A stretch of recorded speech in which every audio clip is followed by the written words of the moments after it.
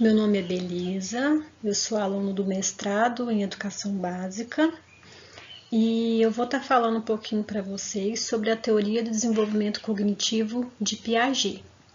Piaget foi psicólogo e biólogo, né? E as obras dele são de grande relevância, né, para ensino e aprendizagem. Mas nesse capítulo do livro, o autor aborda apenas os principais aspectos, né? Porque a obra de Piaget ela é muito ampla. Então, ele traz os estágios do desenvolvimento cognitivo, que é o estágio sensório-motor, estágio pré-operatório, estágio operatório concreto e estágio operatório formal. O estágio sensório-motor é do nascimento até os 2 anos de idade. Ele é caracterizado pelo uso da inteligência prática, e onde a criança se adapta a partir de reflexo. Então, a criança tende a se comunicar com o meio, né, através de objeto, de pegar, de levar na boca, né? Onde a criança começa a se desenvolver a parte motora, então ela começa a sentar, depois a engatinhar, depois a andar.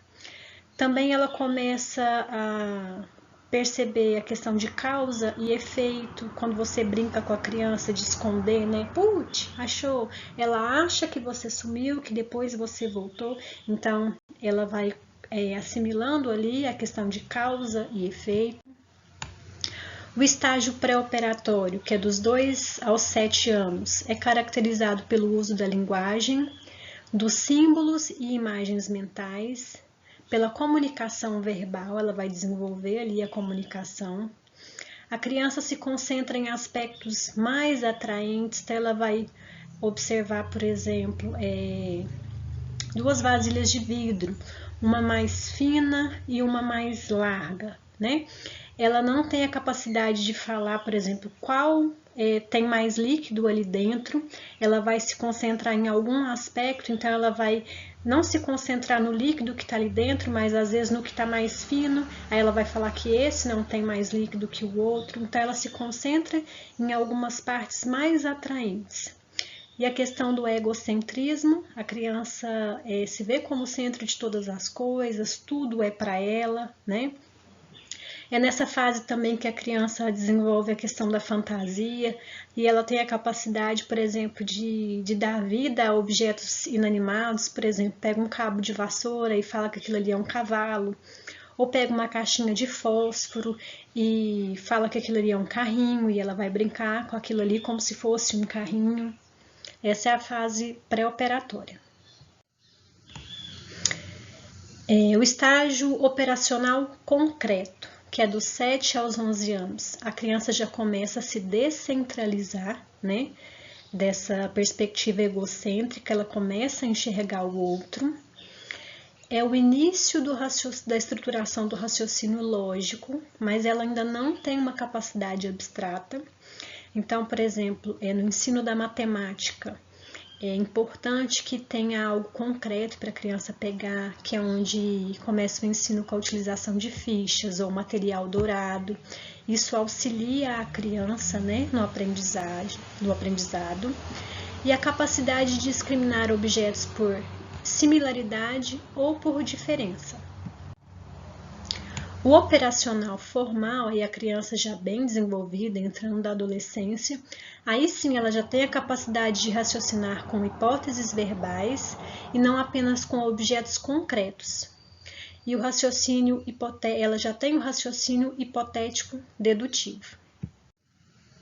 Esse é o grande destaque da teoria de Piaget, né, que é a assimilação, a acomodação e a equilibração. A assimilação é o processo pelo qual uma pessoa integra um novo a um esquema de ação ou mental já existente. A acomodação é a criação de novos esquemas ou a modificação de esquemas existentes para permitir a assimilação de um novo dado. E a equilibração é esse ponto de equilíbrio entre a assimilação e a acomodação. A aprendizagem para Piaget era um aumento do conhecimento. E ele fala que só há como ter essa aprendizagem quando o esquema de assimilação sofre a acomodação.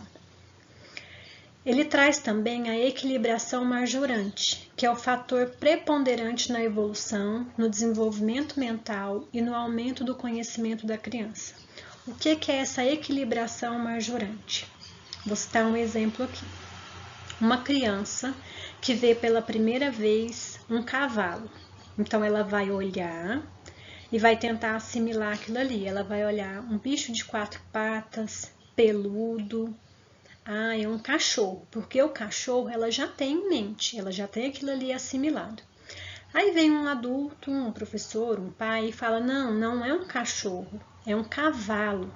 Naquele momento ela tem um desequilíbrio, né?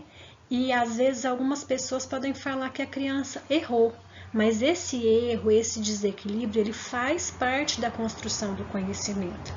Então ela vai ali depois se reestruturar, se reequilibrar para poder fazer a acomodação desse conhecimento. E aí ela vai acomodar ele em esquemas já existentes, por exemplo, ela vai acomodar ele na linha de cachorro de animais de 4 patas, junto com o cachorro, por exemplo, ou ela vai criar um novo esquema ali na mente dela, que pode ser de animais que moram no campo, que é o cavalo.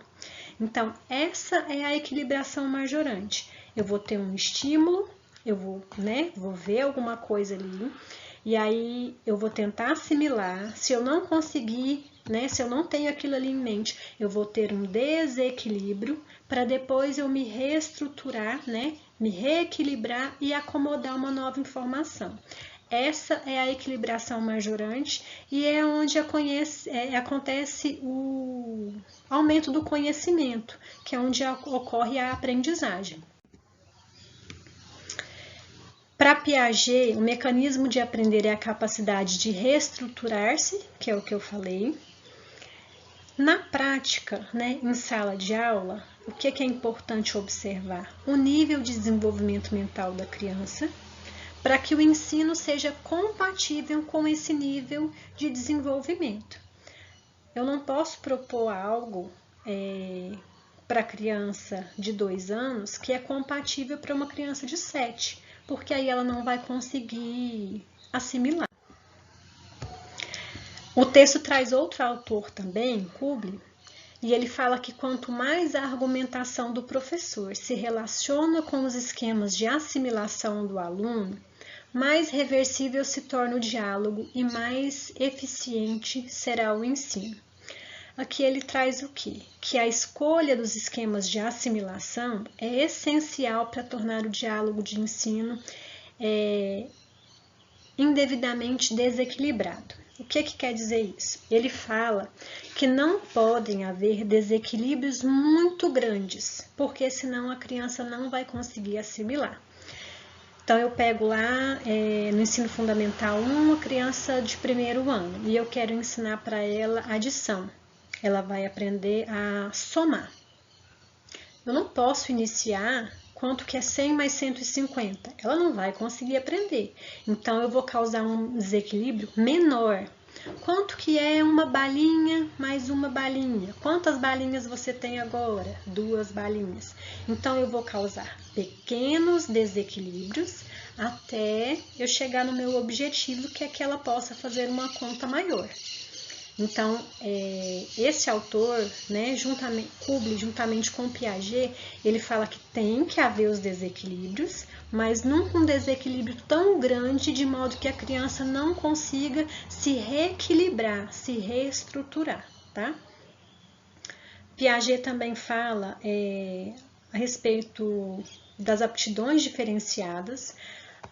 Determinado aluno que tem mais facilidade, por exemplo, com física e matemática, e o outro aluno com português. Ele fala que todos nós nascemos com a capacidade de aprender. Então, às vezes eu só não estava preparado para aquele momento, para aquele determinado conteúdo, ou eu tenho que descobrir uma forma aí para os professores de ensinar de uma maneira diferente, de uma maneira mais prática, de uma maneira mais objetiva, de uma maneira que o meu aluno consiga assimilar. Então, eu tenho que tentar outras formas de ensino, porque nem todo mundo aprende do mesmo jeito. Ou também pode ser que aquele conteúdo foi passado muito rápido, de maneira que o aluno não conseguiu assimilar. Então, ele não acredita muito naquela questão de filho de peixinho, peixinho é, né?